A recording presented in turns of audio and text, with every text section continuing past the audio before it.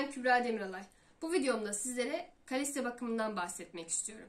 Telgraf çiçeğinin birçok farklı türü var. Kalise de bunlardan birisi. Minyatür telgraf çiçeği veya Arap saçı olarak da biliniyor. İki farklı türde ismi de var. Gelişim gösterdikçe bu şekilde aşağı doğru sarkıyor. Buradaki kalisya'nın pembe olan türü de var. O Pink Lady olarak geçiyor. Onu da belirtmek istiyorum. İkisinin bakımı da zaten hemen hemen aynı. Böyle bol aydınlık ortamları çok seviyorlar. Benimki sabahları 1-1,5 saat kadar direkt üzerine güneş alıyor. Yaz aylarında ise güneş çok yakıcı olduğu için direkt güneş ışığına maruz bırakmamanız daha iyi olur. Çünkü yakıcı güneş yapraklarına zarar verebiliyor. Bu yaprakları yanabiliyor ve kuruyabiliyor. Bu yüzden yakıcı güneşten korumanız gerekiyor. Kışın ise soğuktan korumasını yapmanız gerekiyor. Ev içerisine alabilirsiniz. Ben yazları balkonumda, kışları ise ev içerisinde muhafaza ediyorum. Bu arada salon bitkisi olarak da kullanabilirsiniz. Yani salonunuzda bol ışık alan bir yerde konumlandırmanız onun için yeterli olacaktır. Sulamasında dikkat etmeniz gereken bazı noktalar var. Toprak kurumadan kesinlikle sulama yapmamalısınız.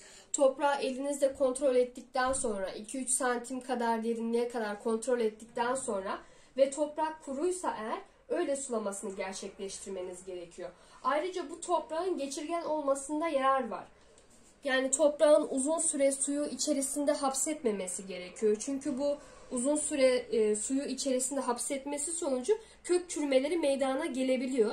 Ayrıca fazla nemden dolayı da mantar hastalıkları oluşabiliyor. Bu yüzden sulamayı yaparken aşırıya kaçmamanız gerekiyor. Toprak kuruduktan sonra sulamasını gerçekleştirmeniz onun için yeterli olacaktır. Ben toprak olarak da hazır torf kullanıyorum. Şu şekilde göstereyim. Daha önce bahçe toprağı kullanmadım. Bu yüzden size bahçe toprağı önerisi yapamayacağım. Hazır torf kullanıyorum. Siz de dilerseniz hazır torf kullanabilirsiniz toprak seçiminde. Saksı boyutu bitkinizin boyutlarıyla orantılı olmalıdır. Yani küçük bir bitkiye büyük bir saksı kullanmamalısınız. Veya tam tersi şeklinde. Yani küçük bir saksıya büyük bir bitkiyi ekmemelisiniz. Aslında bu birçok bitki için geçerli. Sadece kalise için geçerli olan bir durum değildir. Saksı ebatları onun için önemlidir. Bir de belirtmek istediğim bir nokta var. Mesela bunun arka tarafları böyle mor şekilde. Ön tarafları böyle yeşil. Arka tarafları mor. Eğer ne kadar çok bol ışık alırsa, bol ışığa maruz kalırsa bu mor olan taraflar daha da çok belirginleşiyor. Bunu da özellikle belirtmek istiyorum. Çünkü alt taraflar mor olunca daha güzel gözüküyor bitki. Kalisya'nın çoğaltılmasından bahsetmek istiyorum. Ben kalisya'nın çoğaltılmasını çelik alıp ekerek yapıyorum. Zaten çok kolay bir şekilde çoğalıyor. Size de göstereceğim birazdan. Bu çoğaltma işlemini bahar aylarında yapmanız daha iyi olacaktır. Mesela çelik almayı göstereyim ben.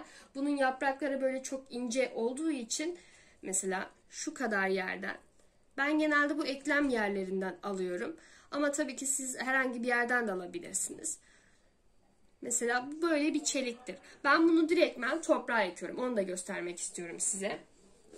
Benim toprağım daha önceden nemli olduğu için ben herhangi bir şekilde can suyu vermeyeceğim.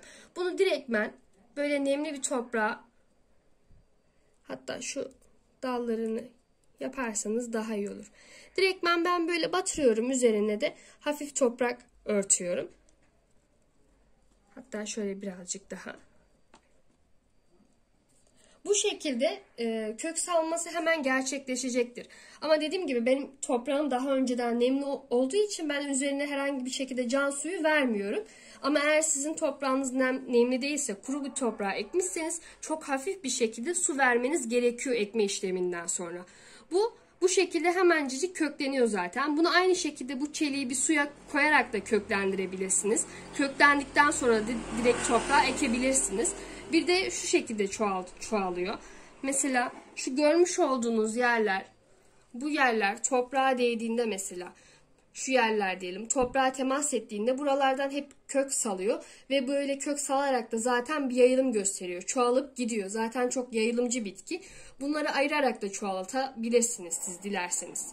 Hem kökten ayırma yöntemiyle hem de çelik alarak çoğaltabilirsiniz. Benim kalise bakımı hakkında anlatacaklarım bu kadar.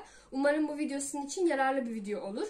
Eğer benim anlatmayı unuttuğum konular varsa veya sizin aklınıza takılan konular varsa bunları yorum kısmında dile getirebilirsiniz. Dileyenler Kubra Demiralay 7 Instagram hesabından da benimle iletişime geçebilirler. Önümüzdeki videolarda görüşmek üzere, hoşça kalın.